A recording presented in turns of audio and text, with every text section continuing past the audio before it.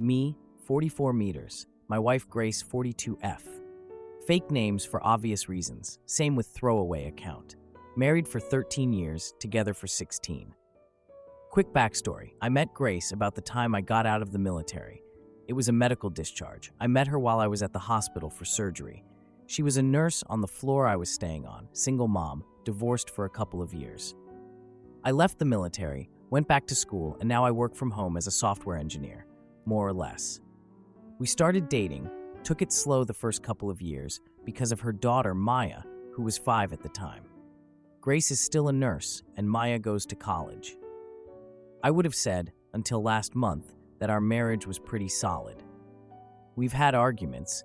I admit I was kind of shoot at housekeeping when we first moved in together because I was not used to how much kids tear things up around the house. But other than that, it was good. No step-parent issues. I had an active role in Maya's life because her own father lives overseas for work. We went on dates. Intimacy has always been great. We wanted kids, but it wasn't in the cards for us. Honestly, I'm a bit blindsided. I've had friends who were blindsided by divorce, but I never understood how. Usually there were problems that they glossed over, and then suddenly their wives would leave them, and they just didn't see it coming. But the rest of us could see it coming from a mile away. So here I am saying the same thing, and maybe I just missed something huge. The past few months, Grace has been more stressed than usual. Ever since infection 19, she's been burnt out, and I asked her multiple times if she wanted to quit her job, at least for a couple of years. I thought the burnout was coming to a head. She was withdrawn, angry. She snapped at me constantly. She ridiculed Maya over everything. But she's my wife. She was traumatized by the pandemic, and both Maya and I were understanding. We would do okay with just my salary, so last month I sat her down to suggest again that she quit and take some time off to heal. Then everything blew up. She started yelling at me that she knew what I was doing. She's known for months. She has proof. I didn't know what she was talking about at first, but it didn't take long to realize she was accusing me of infidelity. I can't lie, I was angry as hell. I opened my phone, handed it to her, told her to go through it. I went and got my laptop, unlocked it, told her to go through that. The whole time she's still shouting at me about some other woman. I don't have traditional social media accounts. I'm on Lobsters, Hacker News, and I have a Reddit account. I told her to check everything. There's no secret Facebook or Instagram or whatever. No messages from anyone. I opened Discord, even Slack, everything I could think of. But she wouldn't even look at it. She just got angrier and angrier, and then she picked up my laptop and threw it. That's when I had enough and left. I went to my parents' house. All the while, Grace was texting and calling and leaving more and more unhinged messages about this woman she knows I'm with. When I got to my parents' house, I called her once and told her I needed a few days because I was too angry to handle talking to her. My sister called the next morning and told her Grace had called her multiple times as well to see if I was really there. After a few days, I called Grace to talk, and at first, the conversation was productive. She apologized for throwing the laptop, but she said I made her so angry because I was being so calm. I told her I was not calm because I was being accused of cheating on my wife, and I was furious, but it was either try to talk it out or start shouting, which I didn't think was a good idea. Then she got angry, told me I was twisting her words, and things fell apart quickly. She started going on and on again that she knew I was cheating. She had proof. I asked her what proof because I would like to see it. I don't remember how we got there, but she said she was going to send everything to the lawyer, and I said fine, send a copy to mine because this was going nowhere. She got really quiet after that and asked if I was serious, and I said I wasn't going to stay in a marriage where my wife thinks I cheated on her but won't tell me why. We ended the call there, and I've been at my parents' house since. My dad is on my side. My mom thinks Grace is just having a rough time and that we can talk this through. My sister is pissed. She got dragged into it, so she thinks we're both jerks. And Maya is miserable because she's being torn between me and her mom. I feel like maybe I jumped the gun and should have stayed calmer. Now for the 1 week update. My morning meetings are finally over and I need to concentrate on my job, so I'm going to be logging out for the day. I'm going to talk to my mom to see if she'll talk to Grace, suggest therapy, couples therapy, etc. I believe those of you who suggested missing reasons are correct. Something is causing this. I just don't know if it's something I've done, stress in her life, or if it's full-on projection. I don't think it is, but you never know. I'll assure Maya again that she has a place here no matter what. As far as I'm concerned, she's my daughter, and of course she's got a place here if she needs it. However, I also won't try to pressure her considering that's her mom, and I know this is pulling her in two ways. Now for the next update. Someone asked if I was cheating. I understand why you asked that. I never came out and said in the post, but let me assure you, no, I'm not cheating. I never have. Granted, those are just words, and I'm sure some will think that I'm lying. But I love my wife. I never wanted to cheat. I'm not a saint. I've been attracted to people. I think Salma Hayek is gorgeous. But the thought of cheating has never crossed my mind. A lot of people think she's cheating on me. Again, I don't think so. She's home every night at the same time. She doesn't hide away her devices. Could there be someone at work? Yes. Do I think she's cheating? No. But as many pointed out, those are famous last words. Talking about divorce, staying calm. I have PTSD. I've worked a lot in therapy over the years to process intense emotions. It's why I stay calm. Not because I am, but because if I don't, then I get overwhelmed. The talk to my lawyer comment was one of those moments I didn't process well. I don't think it's a good idea to divorce her after over a decade together because of this past month. On the other hand, I know that because it's not a safe place for me mentally, I'll stay at my parents' until we get this resolved. Could it be hormones? Yes, it could. However, my wife is already taking hormones because of a medical procedure she had when she was in her early 30s. Like I said, it wasn't in the cards to have kids. She has to see the doctor usually every 6 months to check her levels. Her last appointment was in March. However, her mood changes started before that. Mental health issues? This is what I think it is personally. Like I said, Grace has been building up to a burnout for a while now. These mood changes started a while ago. It's why I brought up taking time off of work. It's why I brought it up again last month when she blew up at me. I think this is stress. It's why I haven't actually contacted a lawyer, because I hope my marriage can be saved. I think I just wanted reassurance from a neutral third party, because I'm so far out of my depth here. To those who say, don't get my mom involved. My mom already is. She and Grace are incredibly close. She's called Grace every day to check on her. Grace has no contact with her own family, so I'm not really involving mom as much as I'm just asking her to suggest marriage counseling to her the next time she calls. I sure as hell don't want to get some other party involved in this, so I'm not going to contact a friend to talk to my wife. I haven't been no contact with my wife since I left. I probably should have clarified that. She messages me. Sometimes it's the same silly stuff we've always talked about, like random memes she's found or crap her coworkers are doing. And sometimes it's her begging me to just tell her the truth. I'm exhausted mentally from this all and at the end of my rope. I've suggested therapy a couple of times already, but that's gotten nowhere.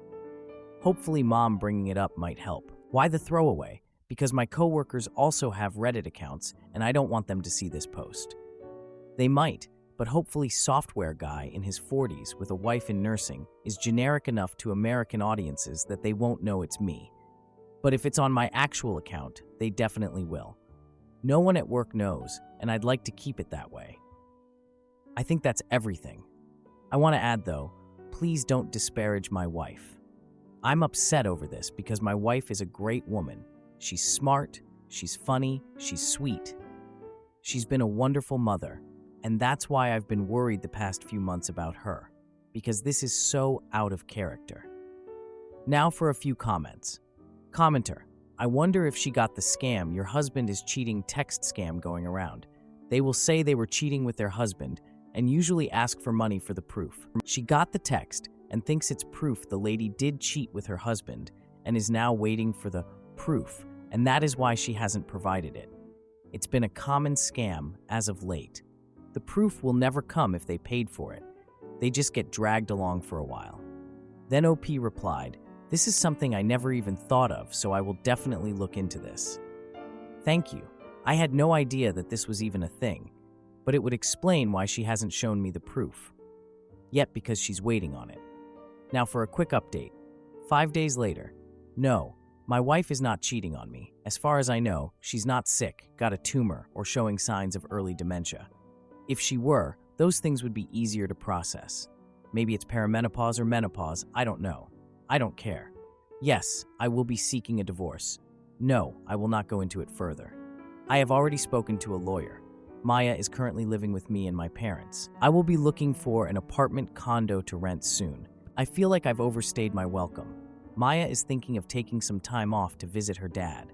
I don't blame her. I'm a mess right now. I don't even know why I logged back into this account other than to say, no, my wife really wasn't cheating on me. I can honestly say I wish she was. It'd be so much easier than this. Thanks for the advice and the concern. Now for another update. 3 days later. I'm sorry if this isn't the right community, but my friend suggested it, and I thought maybe this might be the right place to vent or get advice or something. I'm not sure what information is necessary or relevant, so I'm just going to write everything down I can think of. I've been married to my wife Grace for 13 years. We've been together for 16. When we first got together, she told me she was low/no contact with her family. There was some obvious trauma regarding it, and as someone with PTSD, I respected that she may not be ready to share it. Plus, my family loved her, so I was happy to share. After dating for a while, right before I proposed, she told me more about her family. Grace is from a deeply fundamentalist Christian family. I know the umbrella stuff was a big deal, as well as marrying young and a lot of really messed up things. She got married at 16 to the son of family friends. He was 19. She was kind of lucky in a way because her ex-husband moved her across the state and away from her family, and she was able to finish school and start college. From what I can gather, he wanted out of the cult too. She had their daughter, Maya, when she was 21, and he was finishing up his last year of school. When he finished school, he went off to grad school in Europe, and she moved back home to her family. They got divorced soon after. After the divorce, her family tried to marry Grace off to a guy that was over twice her age, which was her cue to finally get out too. From what little she would tell me, it was not an easy exit. A lot of violence was involved, and she suggested there was attempted kidnapping from the older man. However, eventually she got out. She took her daughter, moved in with a distant aunt, cut off most of the family. A few years later, she met me, and the rest was history. Until this year. The past few months, my wife has been very snappish, sudden bouts of anger, withdrawn. She's a nurse, and I thought at first she was burnt out. She was working days at a time with no break during the pandemic. I thought the trauma of that and just non-stop infection, 19 stuff, was finally coming to a head, and I suggested a few times maybe she should take some time off. The last time I suggested it, she blew up at me and started accusing me of cheating. It was an intense fight. She said she had proof, and I wanted to see it. She threw my laptop, and I left. We had another fight a bit later over the phone, where she said she'd send the proof of my infidelity to a lawyer, and I said, pass it on to mine. After that, we mostly talked via text, and it was mostly her sending me updates at work or silly memes. Periodically, she'd plea with me to tell her the truth about the cheating, but I had no idea what the hell she was talking about. For the past few weeks, I've been waiting to see what proof she had. For her to talk to me more than a few memes here and there, anything. I've been living with my parents, and it's been really stressful. I was thinking I was never going to find out what was going on until a few days ago when she showed up at my parents' to talk. And finally, she told me the proof of me cheating, which was her coworker had told my wife she had seen me with another, much younger woman. So okay, I can handle that. I asked some follow-up questions. What did she look like? Where was this? Etc. I figure out pretty quickly that she's talking about Maya. We go to the hospital to eat lunch with her sometimes, and her coworker must have seen us together. Simple mistake, right? Except my wife knew that her coworker was describing Maya and was more or less suggesting I was cheating on her with the child I helped raise and calls me dad. I tried not to get angry because I know she has a lot of trauma with older men being with younger women, especially after what her parents tried to force her to do. But at the same time, I felt disgusted and betrayed she'd ever think I'd do that, and the conversation devolved into another argument. During that argument, she admitted that it wasn't just any coworker. The coworker is her first cousin, Shalia. And Shalia is still in the church. It all starts tumbling out that she's been hanging out with Shalia during downtime. She's been calling and talking to her dad, the one that tried to marry her off to a man older than I am right now. She's been going to church meetings again when I thought she was at work. And you know what? None of the church stuff would be a problem. If she wants to be Christian, whatever. Except everything she's spewing is a contradiction to every other thing she's spewing. First, I evidently am in my prime years for children. I'm 44. I'm past my prime for kids. Maya is 21, and I'm thrilled to have her living at home, but I'm also thrilled she can clean her own bathroom. Because my dad is secular Jewish, he's evil, and that evil is passed down to me. My mom is more evil because she was Christian. She never really was. Her family was lapsed Catholic. I'm not sure she's ever even been to Mass. But Mom turned her back on the church and didn't raise me Christian, which is evil. My mom, a woman who loves my wife probably more than she loves me, is now a sinner and deceitful, according to my wife. But more than all of that, the part that makes me sickest and pushed me to actually call a lawyer was that she suggested our daughter, brilliant, amazing kid that loves her mom so much, is to blame because she's young and flaunting herself. It's all jumbled up in my brain. There was so much more. She went on for what felt like hours before I asked her to leave. I wasn't a good provider because she had to work. I know I reminded her that I was suggesting she take time off from work, but evidently that was proof that I was just trying to isolate her from her family.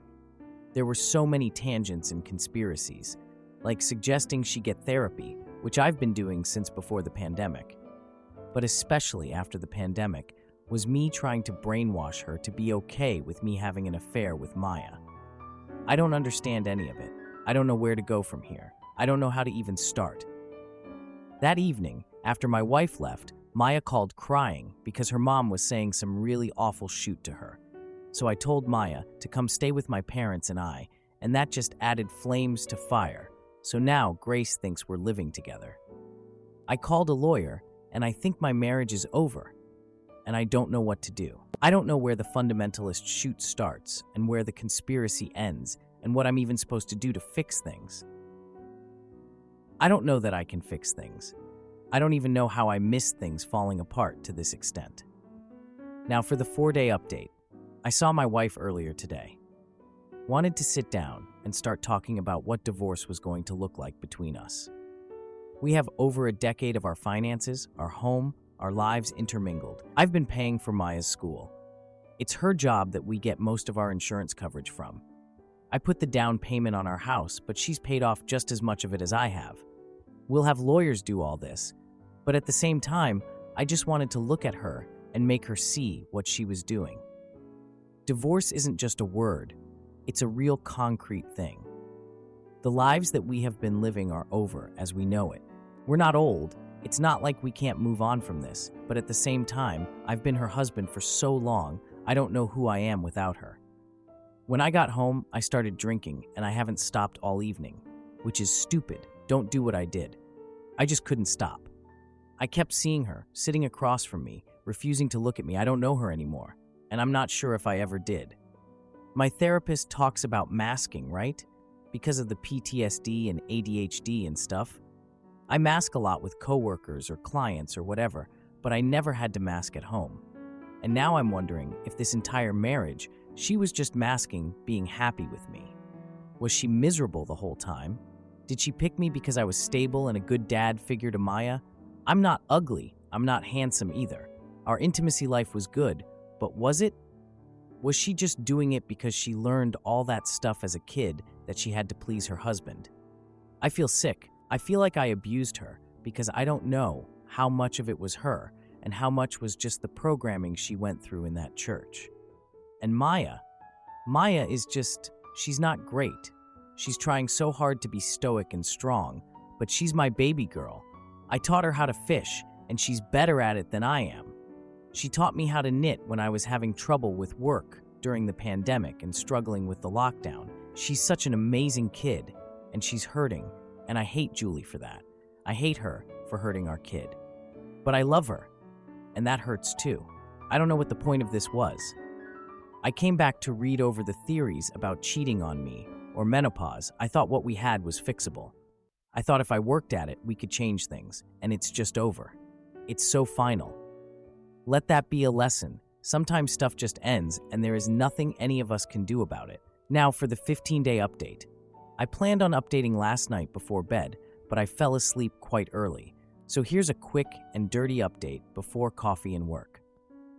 First, I have officially met with a lawyer last week. From what she said, it will take about 10 to 20 business days before my ex-wife will be properly served. Beyond that, it could take anywhere from a couple of months to over a year, depending on how complicated untangling our finances are. I am no longer in contact with my ex, and neither is Maya. She has texted me a few times, sometimes accusing me of not being man enough to be a proper husband, and sometimes sending me cute cat pictures. It's like I see the person I married in there, but for the most part, she seems to be gone. I've gotten a few different messages, and as I'm not the best at replying to strangers, I'll try to post it here. No, I'm not going to have my ex-wife committed. I know the version of Christianity she's with is cult-like. It demands obedience in all forms and punishes anyone who steps outside of that. She certainly has religious trauma, but she's also an adult and not psychotic, as one person so eloquently put it. I think that if she were to ever get proper help, she might be able to move on from the trauma. But no one can force her to do that. I know, I tried for years to talk her into therapy. I'm not harassing alcohol or becoming an alcoholic. I got drunk one night. I don't suggest it to anyone. I haven't really done that much since I was in my early 20s, and it was a very uncomfortable experience. I forgot how awful it actually is to feel so numb and yet feel everything so intensely. Don't worry, I'm not going to fall off some sort of edge into an addict's abyss. If anything, that just cemented why I don't drink more than a beer or two at a barbecue. And it also reminded me that I'm in my 40s now, and hangovers are so much worse now. I can't get custody of Maya because she's an adult. I pay for her college, and I'm going to continue to do so. She's my little girl, no matter how old she gets, and she'll always have a home with me. As for Maya, she's officially put a pause on school this semester. She's going to go stay with her father for a month, travel a bit around Europe for a month, and then hopefully be back before Thanksgiving, no later than Christmas. She may go back to her dad and stay a second month with him. I'm apprehensive about her traveling Europe by herself. I know people do it every day, but they're not my kids. She is. So I worry. I still haven't found a place. I looked at some rentals, but my parents reminded me it would be better to buy if I can find something small enough. So right now, I'm looking at various condos in my price range. A condo feels more manageable than a house. Depending on where I am in the divorce, when I finally find something and get offers accepted, my parents will front me the costs, and I can pay them back over the next year or two. I guess the only shocking update I have is from our mutual friends. I found out from a few of them that my ex-wife had just cut them off or told them we didn't want their friendships.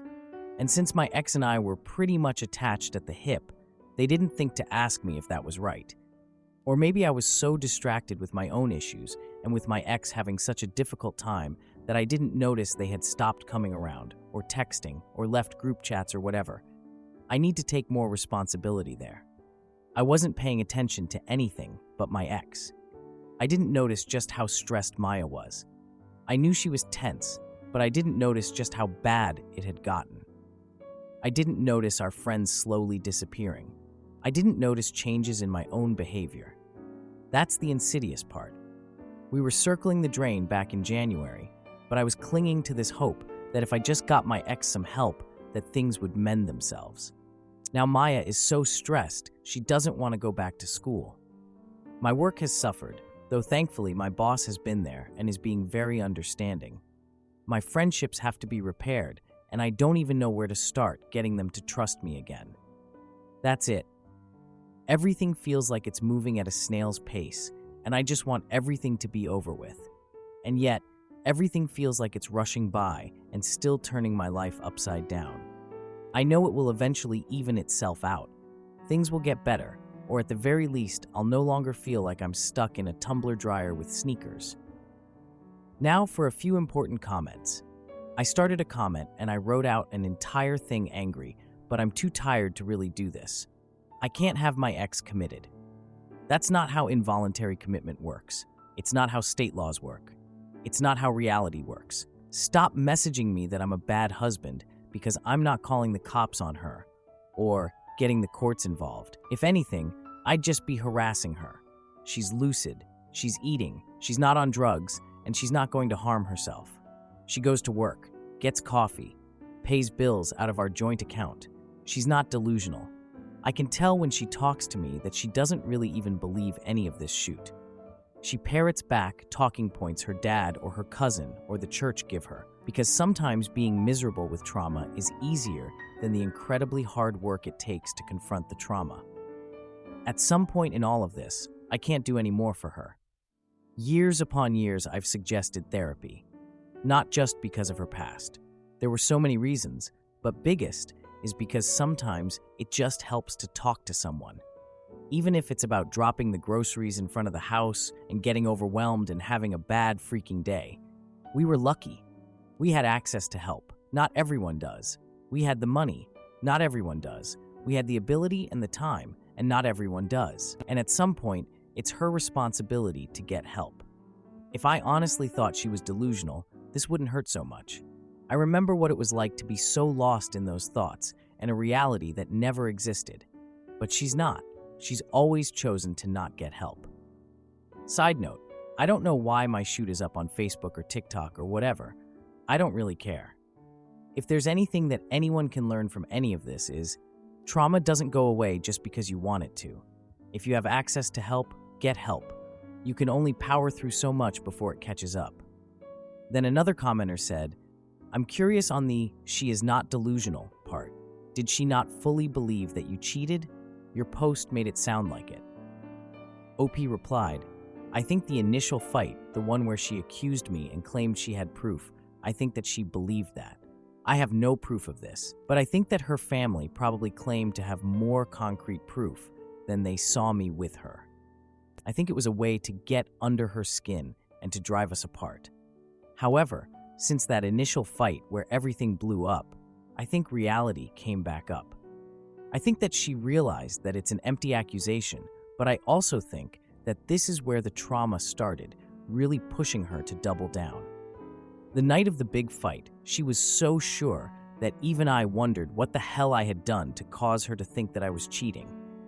I looked at everything in my life, and thanks to some other Redditor, I looked up the whole text/message scams about cheating spouses and getting money for the proof. I thought that's where this was heading. But after the truth came out, I don't know how to explain it, other than she was just half-heartedly pushing it. There wasn't any conviction, like there was the night she blew up at me. I'm not sure how to describe it any better. Her heart is just not into the accusation. Like she doesn't really believe it, but it's what she's clinging to because that's what her family is saying. Hence why I think this is more of a trauma response than an actual delusion. Now for the 19-day update. The divorce papers have been served. This past Wednesday, Grace didn't take it well. There were several angry phone calls that I ignored, and one I finally took. She accused me of turning Maya against her, as if calling her own daughter an intimacy worker wasn't enough on its own.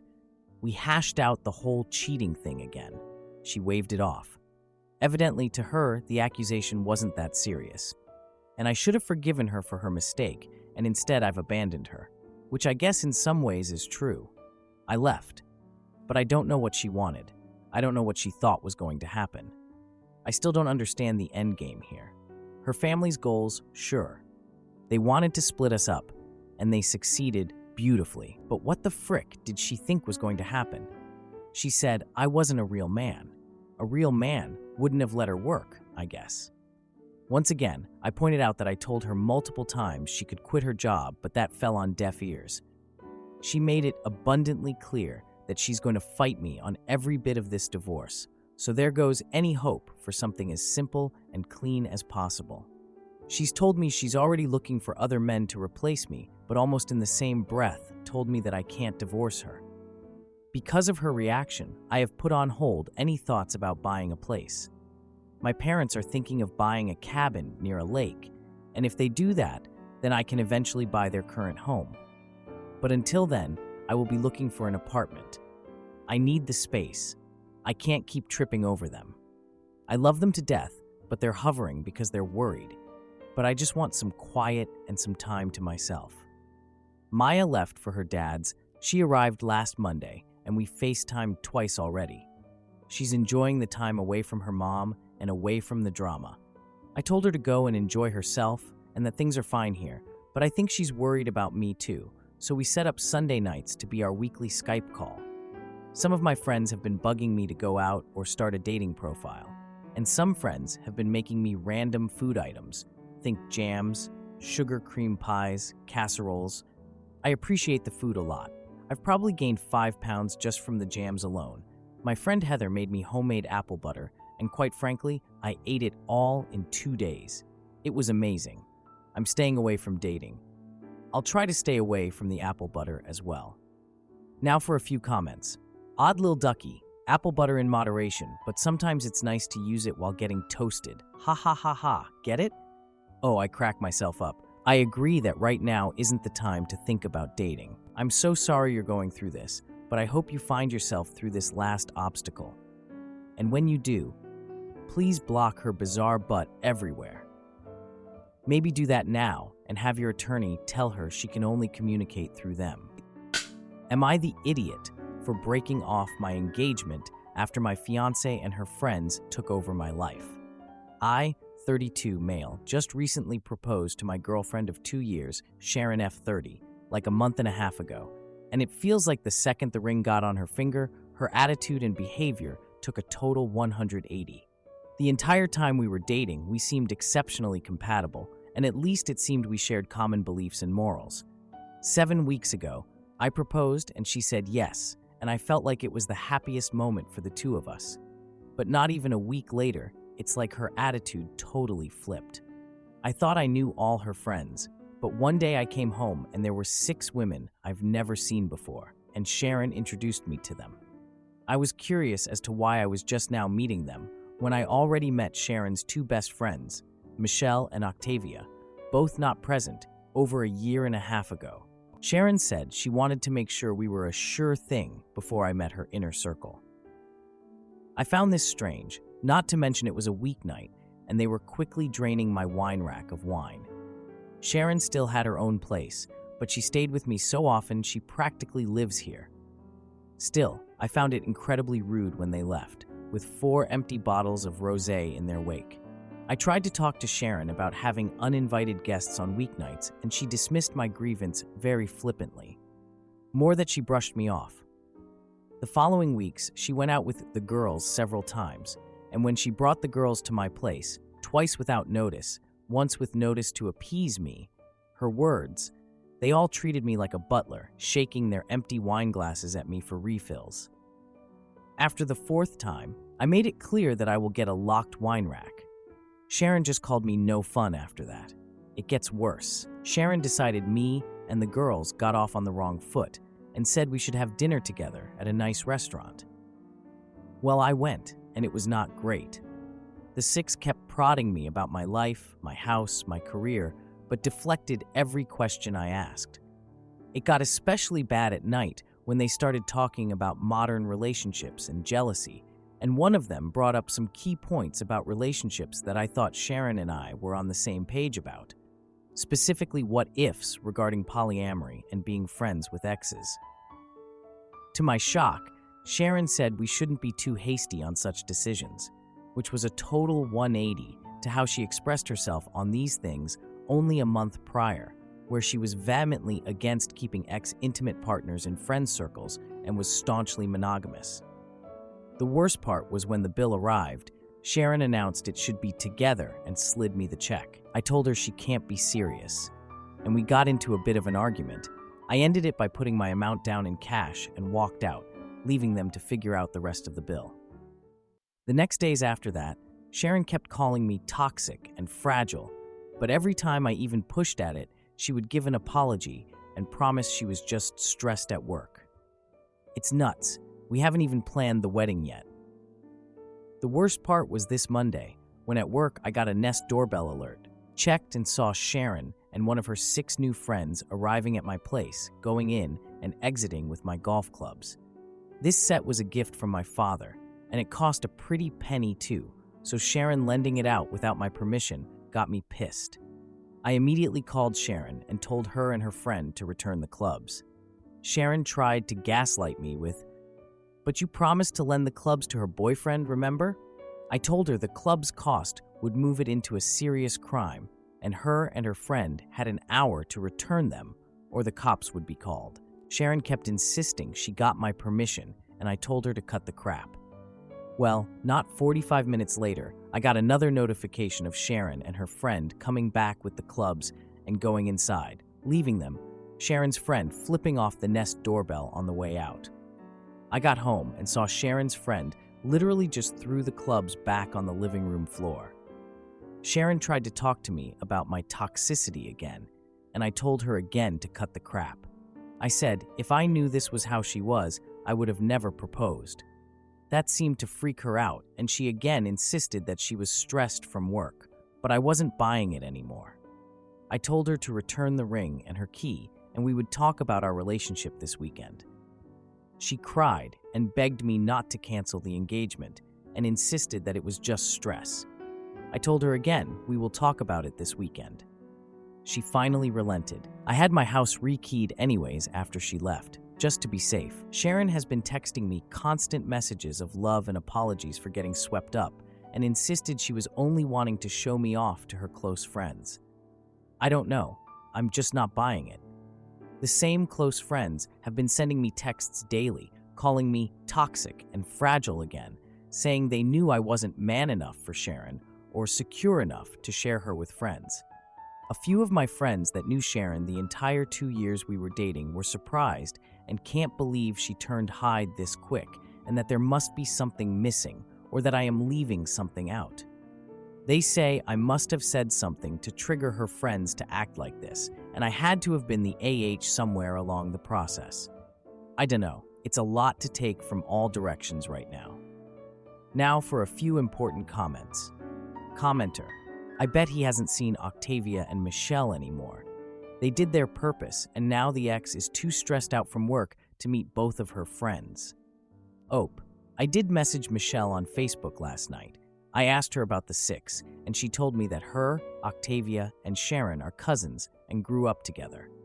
Michelle said that she didn't really care for the 6, but didn't say much else.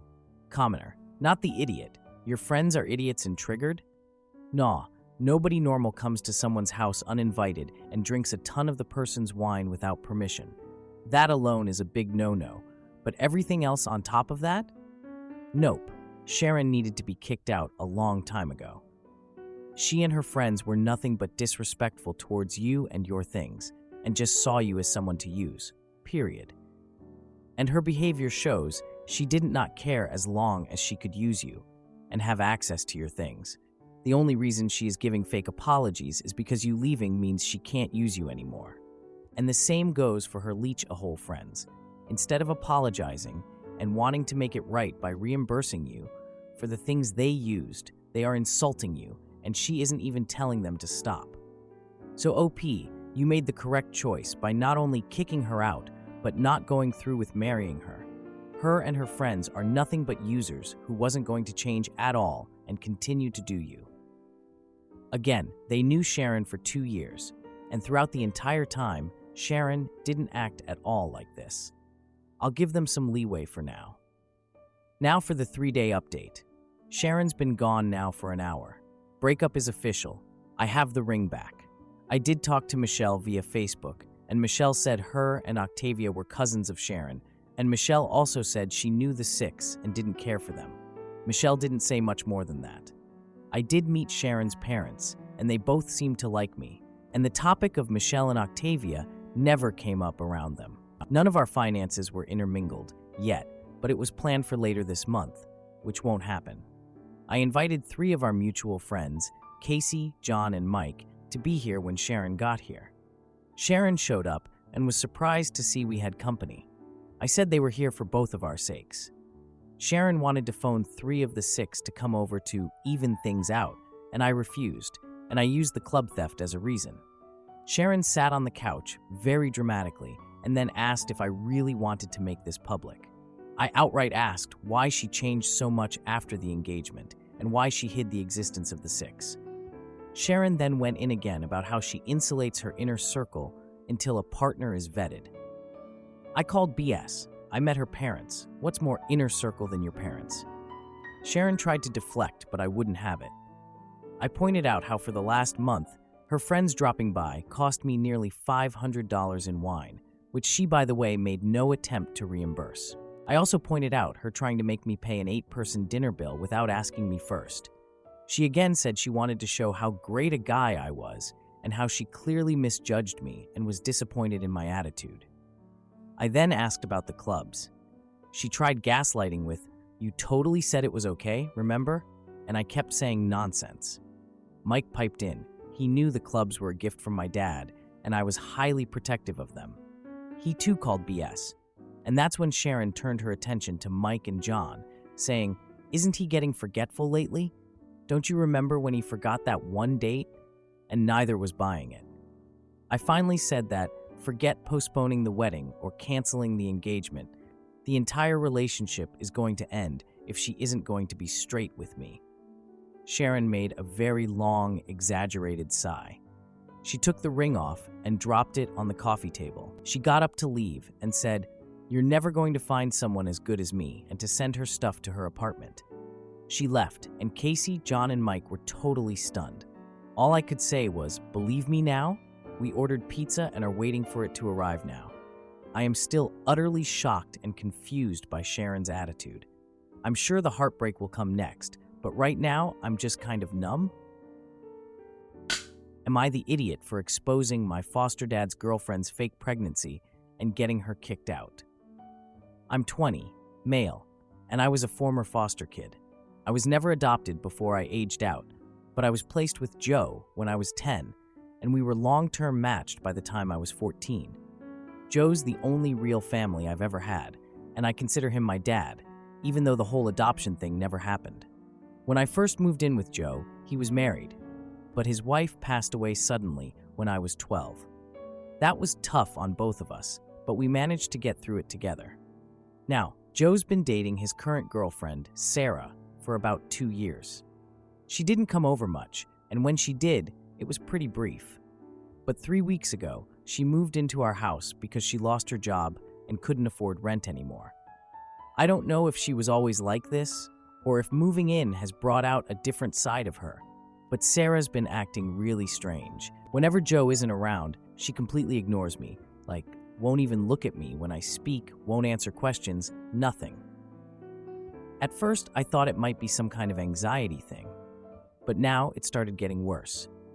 For example, when Joe's at work and I'm in the lounge watching a movie, she'll come in and start blasting TikToks on her phone or playing music, totally disregarding the fact that I'm there.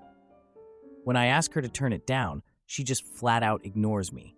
And it's not just the ignoring that's the problem. She started saying some pretty nasty stuff about me too. She's FaceTimed her friend while I was in the room and talked about how lazy I am and how I don't contribute anything to the household. Yesterday, I was sitting on the sofa watching the new Deadpool movie when she came and sat across from me, FaceTiming her friend again. She started talking about how she and Joe are trying for a baby and how excited they are because neither of them have had children before. Those exact words. It felt like a slap in the face. I know Joe wouldn't have said something like that because he considers me his son, so either she's making it up or I don't even know what.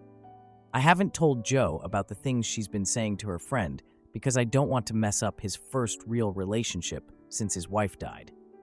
But this situation is seriously eating me up inside. I mentioned the situation to a few people, and a couple of them suggested that I secretly record her behavior when Joe isn't around so that he can see what's really going on. It seemed like a good idea at first, but when I talked to one of my close friends about it, he said that secretly recording her could just make things worse. He thinks it might make Joe feel like I'm going behind his back and could cause even more tension, especially if Sarah twists it to make me look bad. So, would I be the idiot if I secretly recorded her to show Joe what she's really like, or should I just avoid it altogether? I don't want to seem like I'm trying to sabotage his relationship, but I'm not sure what else to do. Now for a few comments. One commenter said, "You need to talk to Joe. You can record it in case he doesn't believe you, but you need to talk to him ASAP. And you might also have to work on your exit plan in case it backfires," which it can. People in love do strange things at times. Not the idiot. Then OP replied, "I don't think Joe would ever kick me out, but you're right, I should have a backup plan just in case." Another commenter said, "So many parents kick out kids when a new relationship forms and the kid doesn't get on with the new spouse. Don't be blindsided by something that is a huge possibility. You're an adult. Joe's GF could have the very easy argument that you're an adult and need to move out so they can work on furthering their relationship. Having a child together would absolutely be a reason he would side with her. Not the idiot. Out of curiosity, you have only explained that you lounge and watch TV. Are you contributing to the household in any way? If Joe's GF is contributing to the household, I can see why she would have an issue floating you." OP responded, "Well, I'm still at college. Americans would call this high school, but it's summer. As a foster care leaver, Joe is paid £300 per week by the government to support me until I finish. This will carry on until I finish university or until I'm 25, whichever is first. I also get universal credit, which I use for most of my expenses." OP goes on to state, "High school usually ends at 18 here also, but I've had to redo some learning that I missed." Another commenter said, "Get your butt off the couch and contribute to the home. Seems to me you're too stupid to realize that he will pick his girlfriend bedmate over a 20-year-old taking up space and pissing off his hot girlfriend. You don't realize it, but unless you start contributing, your days are numbered. So you're off school for the summer. Why don't you have a job to go to every day instead of sitting your butt on the couch?" OP replied, "Who hurt you?" The commenter responded, "Nobody hurt me, but I did have enough common sense to get my butt off the couch and not play video games as a 20-year-old, and then witch about somebody who actually is contributing to the household. If he doesn't believe the girlfriend is more important to Joe than he has blinders on.